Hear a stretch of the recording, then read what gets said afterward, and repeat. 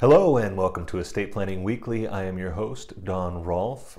This is episode 10, and this episode we are talking about all things losing an inheritance, or the magical vanishing 18-year-old's inheritance.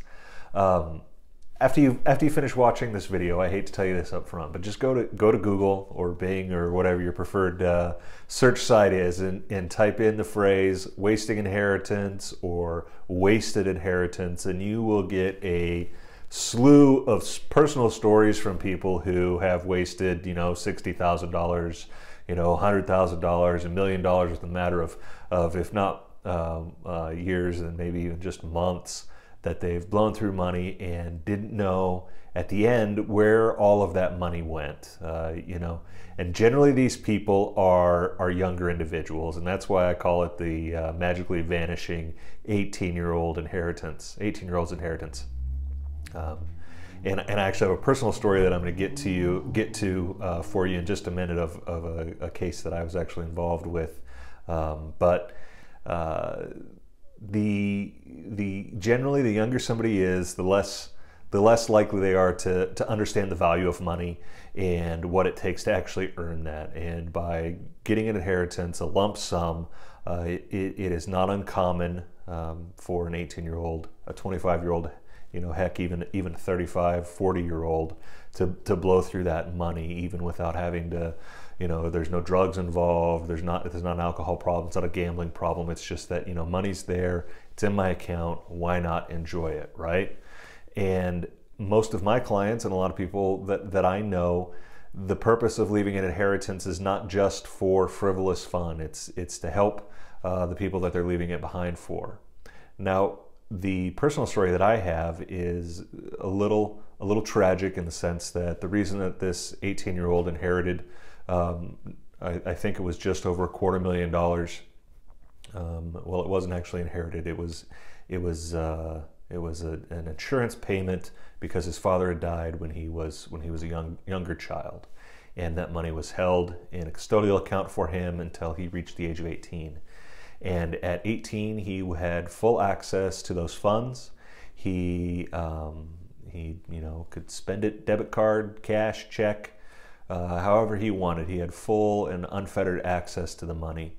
So what started out as nearly or just over $250,000 within under a year and a half, within 18 months, he had spent it all, and he actually owed money at the end.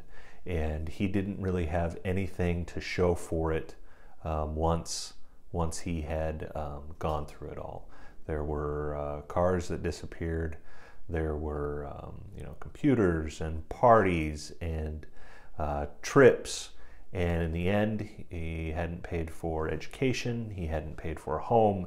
He didn't have anything in his name to show for that more than $250,000. And it was really unfortunate to know that this happened to someone.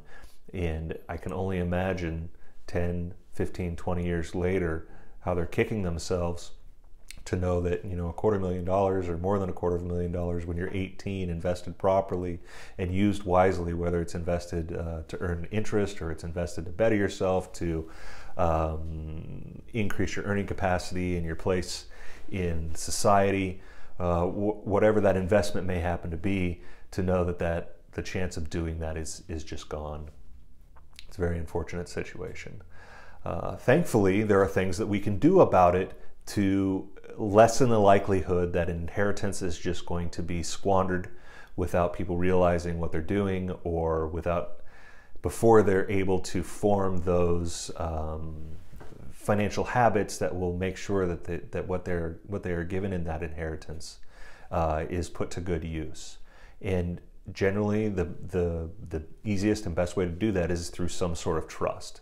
And they go all the way from the most lenient trust, which was introduced to me when I first started estate planning as an I love you trust, which basically says, it's not a lot of money, and we're not going to put a lot of restrictions on it.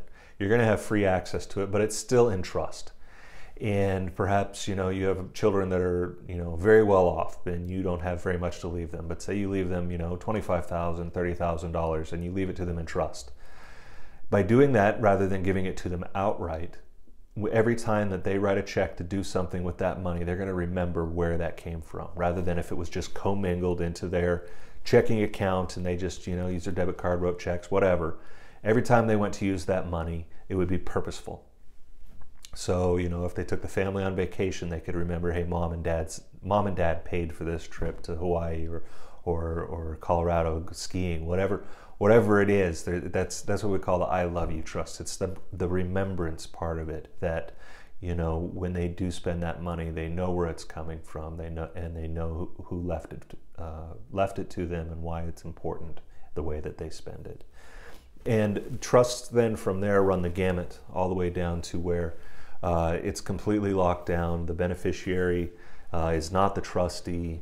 They're only given the money when they absolutely need it for ascertainable standards, generally health, education, maintenance, and support.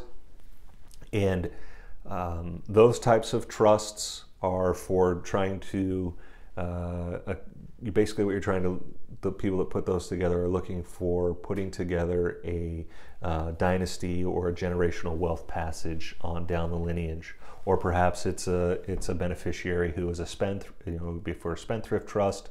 Beneficiary is a gambler or a drug addict or something like that, where giving them unfettered access would be detrimental to their health and them being a person in society. And then in between there are all different types of ways to have that money that's put into a trust administered out to the beneficiary. There are things called unitrust, where you can set it up so that the beneficiary would receive 5% or $5,000 every year out of the trust, where there are discretionary spending. The trustee is authorized to basically give money. An independent trustee is authorized to give the beneficiary money for anything that the trustee feels is appropriate. If it's an interested trustee or their own trustee, it's for health, education, maintenance, and support again. It can be set up so that any income that's earned on the trust is paid out automatically to the beneficiary every year or on a quarterly basis. There are so many ways to structure it, and it really depends on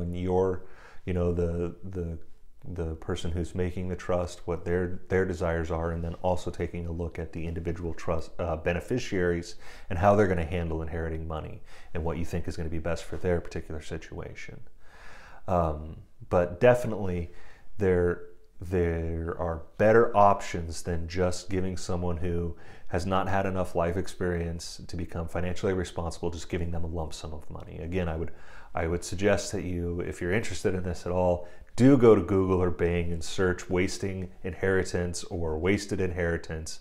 And just reading the snippets that you get on the search engine, how I wasted a fortune in a matter of months or something like that.